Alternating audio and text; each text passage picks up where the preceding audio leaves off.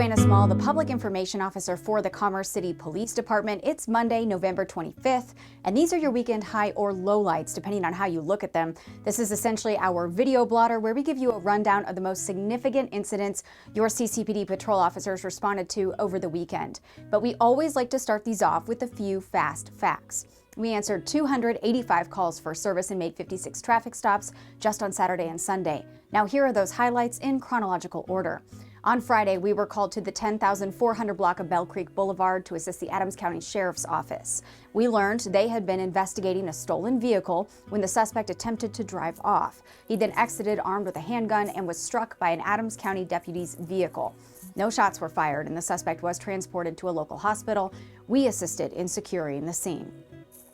Also on Friday, officers responded to an abandoned vehicle at 83rd Avenue and Rosemary Street. The vehicle had crashed into a fence behind the church at this location, and the driver's door was left open. The rear windshield had a hole, and there were nearly a dozen bullet holes in the exterior of the vehicle, as well as shell casings surrounding it.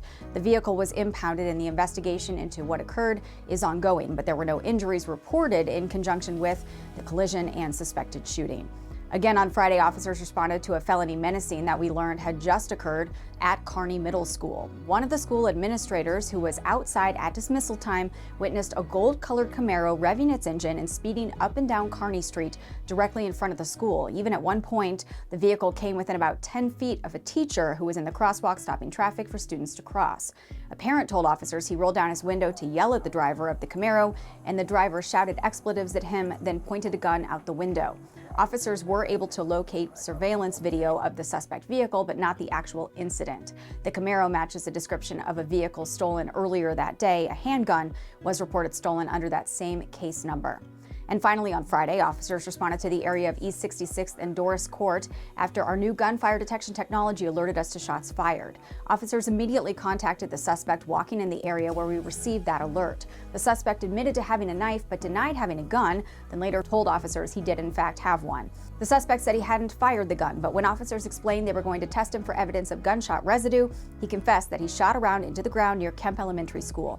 The suspect is now facing charges for illegally carrying and/or possessing a weapon on school grounds and disorderly conduct discharge of a firearm. On Saturday, an observant CCPD sergeant near Monaco and 64th spotted an unattended and running motorcycle that had apparently been involved in a crash, as the windshield was cracked and the gear shifter was hanging under the bike itself.